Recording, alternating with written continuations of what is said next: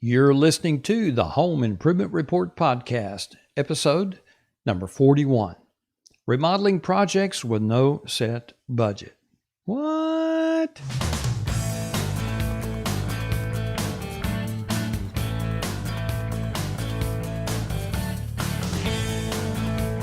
Hello, I'm your host, Gary Neidert, and welcome to the Home Improvement Report podcast.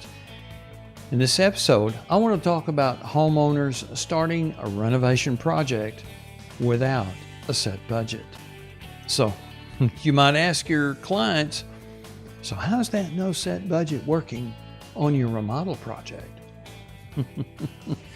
So, it's a crazy thing to think about, but there was a study done on that very same thing about, how many people actually do it. And I'm going to be reading from an article written by Vincent Solandro. I've highlighted a couple of his articles in the past. And this was on remodeling.net. It's a Hanley Woods website. And again, it's a study. And here's what it said. Let's just dive right in. An increasing number of homeowners embark on renovation projects without a set budget. According to Modernize, an unclear or confusing bid, a lack of communication, tardiness, a lack of insurance, and ego are among the factors that will deter a homeowner from hiring a potential contractor. Well, what does that really have to do with someone not having a set budget? Well, probably has to do with some communication that needs to take place between the contractor and the homeowner. But, not being a contractor, I'm not sure, but that's first thought in my mind. Well, let's go on with this article. The number of homeowners embarking on home improvement projects without creating a budget is increasing, according to the latest homeowner sentiment report from home improvement lead generation service Modernize. According to this report, 8 out of 10, or 79% of homeowners did not create budgets before starting a project. That's an increase of 75% in the same Modernize report from a year ago. Wow. Nearly half of homeowners reported having to pause or cancel a project because it was too expensive. Of homeowners who did create a budget, online tools and cost calculators and friends and family were cited as the most helpful tools in developing one. Well, that's a good idea. Check with family. The older ones, they've gone through experiences and it's a good idea to get some insight, just to get some input from people around you to do that. So I'm really talking more to the homeowner on that one, I'm sure. So to help find contractors, homeowners most frequently turn to friends and family for referrals. Now, this is a very, very interesting statistic. Fewer than 15% of respondents indicated using search engines such as Google, lead generation services such as Modernize, or social media. Let's say it another way.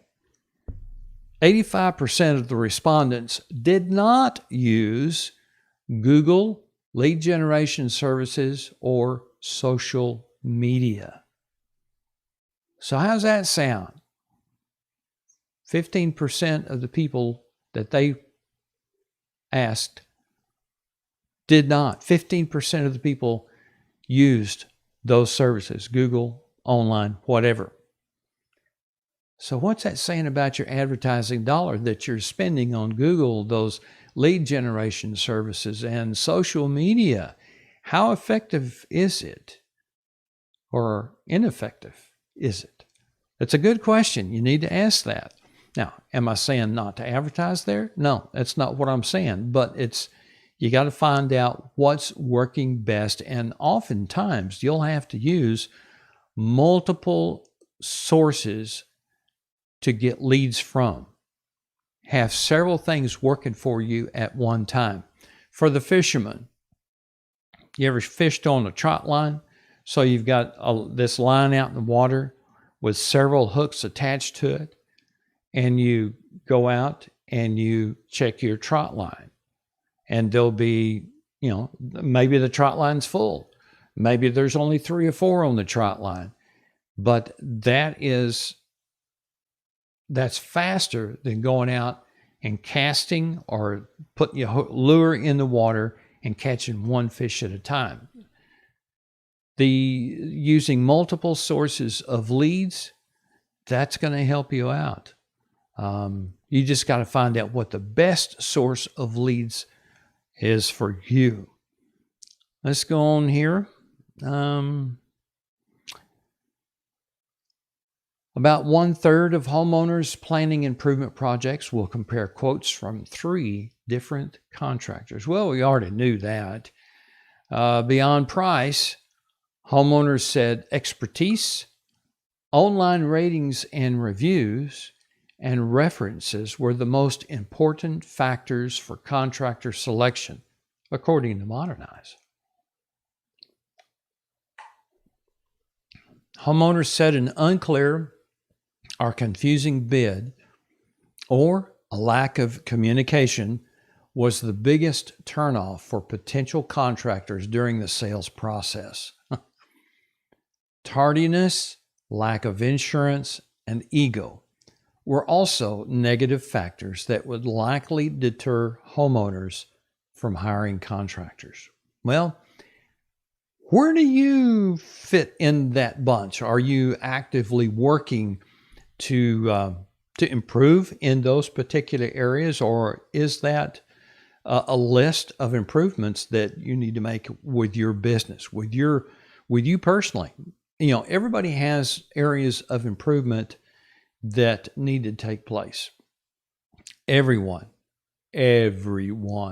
So don't think that, you're being singled out to do something to try to improve. It's everybody needs to do that.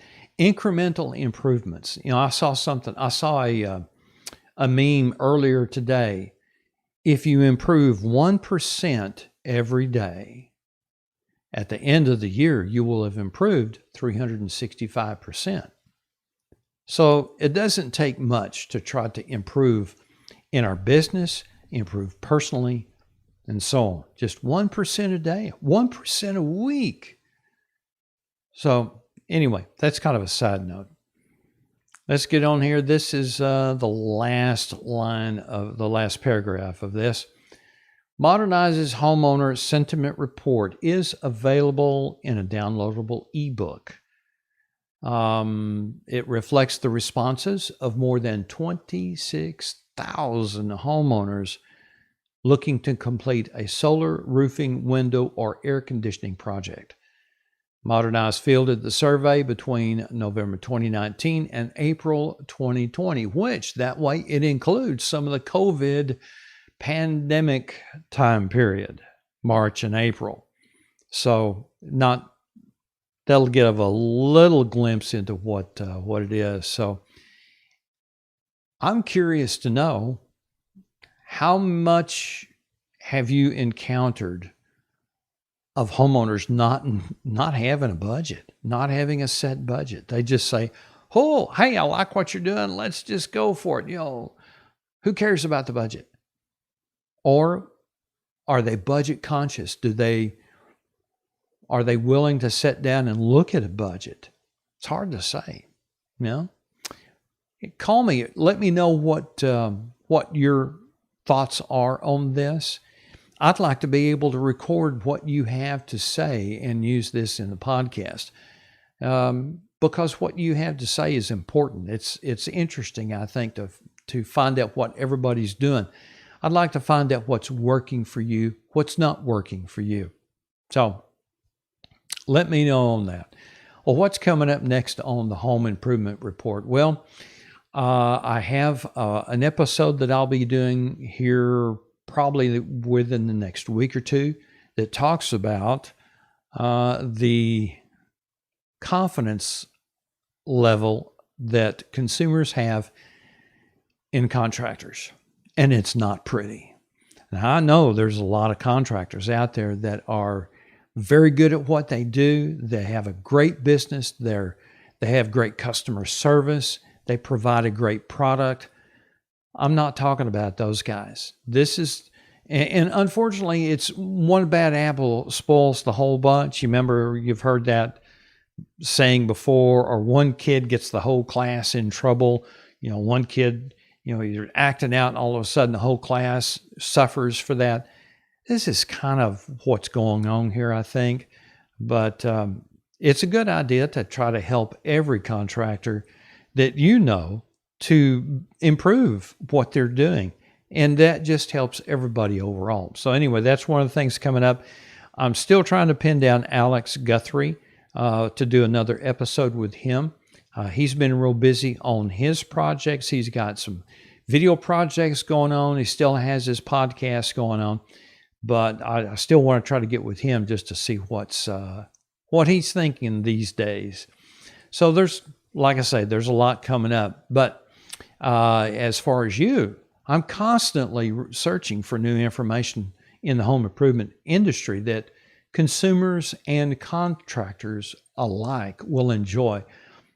I'm also working on lining up some fantastic guests that I know you'll get some great insight from. And I bet you probably know someone that would be a great guest for the Home Improvement Report. Even you could be a good guest for the Home Improvement Report. Well, let me know a little bit about the people that would be a good guest, or yourself, your story, their story. I'm always looking for the great stories of business successes, the story behind the story. So check us out on iTunes, Spotify, iHeartRadio, and more. And of course, you can also find the back episodes on thehomeimprovementreport.com. Go there and check it out. Now, have you ever struggled to find the right marketing tool, a promotional product that you could imprint your sales message on and use that imprint on the object, on the little gadget, on the little tchotchke to imprint your sales message on the minds of your prospects? Well, whether you're looking for a giveaway item for a trade show, which right now, live events are on pause, on hold, as we all know, that will change in the future. Who knows when it will be, but that will change. However, those same little tchotchkes, you can still use those in your business as a giveaway to help promote goodwill with prospects and so on. What about a t-shirt? Get your logo printed on a t-shirt on the back and the front. That's a walking billboard for you. You could, people like to have t-shirts just to wear casual stuff. If you got a cool looking design, they're walking around with it, and someone asks about what's that on the back of your shirt? Where'd you get that from? They can tell them about your business. A walking billboard. Not only a walking billboard, but a walking testimonial for you. How about that? Think about this. Whenever you do a job, give your customers, when you complete the job, a couple of t-shirts and let them wear them around. And that way you get a double shot with the t-shirt and their testimony. So think about that. Anyway, working on marketing promotions, other type of promotions that you might have, check out masterworkmarketing.com. We will help guide you and get you what you need to make the most impact on your project. Go to masterworkmarketing.com, or for more information, you can call me at 972-771-7899.